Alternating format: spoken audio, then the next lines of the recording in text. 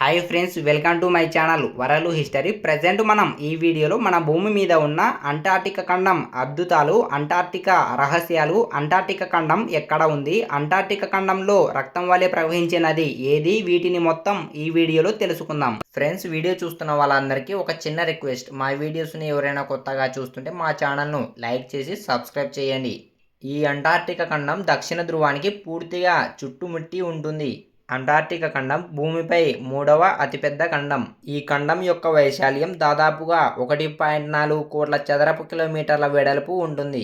ఇక్కడ గడ్డకట్టిన నేల క్రింద పర్వతాలు, లోయలు, నదులు, శిరస్సులు ఉన్నాయి అన్న విషయం తెలియడం చాలా ఆశ్చర్యం. కానీ ఇవన్నీ మంచుతో కప్పబడి ఉన్నాయి. ఇక్కడ వాతావరణం ఎలా ఉంటుందంటే వేసవి కాలంలో కూడా -20°C మించి ఉండదు. శీతాకాలంలో అది 60°C పడిపోతుంది. 1983లో ఇక్కడ నమోదైన అత్యంత తక్కువ ఉష్ణోగ్రత 9.2°C అయితే పడిపోయింది. అంటార్క్టికా ఖండానికి దక్షిణ ధ్రువానికి దగ్గరగా ఉండడం వలన అక్కడ ఉష్ణోగ్రత క్రమంగా తగ్గిపోతుంది. చివరకు ఇక్కడ మంచు పొరలు ఏర్పడి కొండ మొత్తం మంచుతో నిండి ఉంది. అలా ప్రతి సంవత్సరం కొంత మంచు కురిసేది, కానీ ఆ మంచు కరిగేది కాదు. ఇలా కొన్ని దశాబ్దాలకు ఆ మంచు పొరలు పెద్దవిగా పెరిగి 4.5 కిలోమీటర్ల మందంగా అయ్యాయి. అంటార్క్టికా ప్లేట్ అనే భూభాగం ప్రతి సంవత్సరం కొన్ని సెంటీమీటర్లు కదులుతుంది. భవిష్యత్తులో ఇది ఇంకో ప్రాంతానికి వెళ్ళే అవకాశం ఉంది.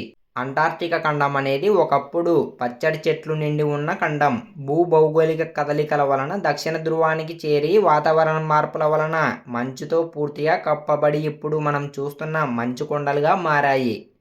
అంటార్క్టికా ఖండంలో ఎండలు ఉండవు. ఇక్కడ 6 నెలలు పూర్తిగా చీకటి, మరో 6 నెలలు పూర్తిగా వెలుతురుగా ఉంటుంది. ఇంత మంచు మధ్యలో ఒక అగ్నిపర్వతం ఉంది, మౌంట్ ఎరెబస్. ఇది శాశ్వతంగా పనిచేస్తూనే ఉంది. చాలా అరుదైన అగ్నిపర్వతం. ఇక్కడ లావా నెమ్మదిగా కరిగి ప్రవహిస్తూనే ఉంటుంది. అంటార్క్టికాలో మంచు లేని ప్రాంతాలు కూడా ఉన్నాయి. వాటిని డ్రై వ్యాలీస్ అంటారు. వాటిలో కొన్ని వందల సంవత్సరాలుగా వర్షం చూడని ప్రాంతాలు కూడా ఉన్నాయి. అంటార్క్టికాలో మంచు పొరల క్రింద వెండి, బంగారు, కాపర్, నికెల్ వంటి అనేక ఖనిజాలు ఉన్నాయి అని శాస్త్రవేత్తలు తెలుపుతున్నారు.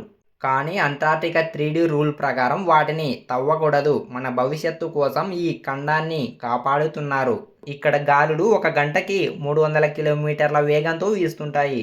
ఇక్కడ అంటార్క్టికాలో మానవులు జీవించలేరు, కానీ ఇక్కడ కొన్ని జీవులు జీవిస్తున్నాయి. ముఖ్యంగా పెంగ్విన్లు, సీలుల వంటి పక్షులు, చిన్న బ్యాక్టీరియాలు జీవిస్తున్నాయి. ఈ అంటార్క్టికా ఖండంలో గ్రీన్ అనే సూక్ష్మజీవులు కూడా ఉన్నాయి. ఈ గ్రీన్ అనే సూక్ష్మజీవులను పెంగ్విన్లు ఆహారంగా తీసుకుంటాయి. 1820లో మొదటగా మనిషి అంటార్క్టికా ఖండంలో అడుగు పెట్టినట్లుగా చరిత్ర చెబుతుంది. అప్పటి నుంచి అనేక దేశాల వాళ్ళు ఇక్కడ పరిశోధనలు జరుపుతున్నారు. ప్రస్తుతానికి ఇక్కడ 30 దేశాల వాళ్ళు పరిశోధనలు జరుపుతున్నారు. మన భారత్కు చెందిన భారత్ పరిశోధన కేంద్రం కూడా ఇక్కడ పరిశోధనలు జరుపుతుంది. అంటార్క్టికా యొక్క పరిస్థితులు చాలా వరకు మార్స్ వాతావరణం లాగా ఉంటాయి. అందుకే నాసా మరియు యుఎస్ఏ ఇక్కడ పరిశోధనలు జరుపుతుంది. అంటార్క్టికా మంచు క్రింద 400కు పైగానే సరస్సులు ఉన్నాయి. వాటిలో ప్రసిద్ధమైనది ఇది వందల ఏళ్లుగా మనుషులు టచ్ లోకి రాకుండా ఉండిపోయింది. శాస్త్రవేత్తలు ఆ నీటిలో ప్రాచీన కాలపు జీవులు ఉండొచ్చని భావిస్తున్నారు. అంటార్క్టికాలోకి వెళ్ళడానికి పాస్పోర్ట్ ఏమీ అవసరం లేదు, ఎందుకంటే ఇది ఏ దేశానికి చెందినది కాదు. ఎవరైనా ఇక్కడికి వెళ్ళాలనుకుంటే వాళ్ళ దేశంలో ఉన్న పరిశోధన కేంద్రం ద్వారానే వెళ్ళాలి, లేదంటే ఎవరిని అలో చేయరు. మనకు అంటార్క్టికా ఎందుకు అవసరం పడుతుందంటే వాతావరణాన్ని సమతుల్యంగా ఉంచుతుంది. అంటార్క్టికాలో ఉన్న మంచు పొరలు భూమిపై తాపాన్ని తగ్గించడంలో సహాయపడుతుంది. ఇవి సూర్యకాంతిని తగ్గించడం వలన భూమిపై వేడి తగ్గుతుంది. ఇది గ్లోబల్ వార్మింగ్ నుంచి భూమిని రక్షించడంలో సహాయపడుతుంది. ప్రపంచంలో ఉన్న నీరు 70%కు అటు ఇటు అంటార్క్టికా మంచు రూపంలో ఉండిపోయింది. ఇది భవిష్యత్తులో నీటి కొరత రాకుండా సహాయపడుతుంది. అలానే ఇది ఒకటేసారి పూర్తిగా కరిగితే ప్రమాదాలు జరిగే అవకాశాలు ఉన్నాయి. ఈ అంటార్క్టికా ఖండంలో రక్తం వలె ప్రవహించే నది. ఇది డైలర్ గ్లాసియర్ దగ్గర కనిపిస్తుంది.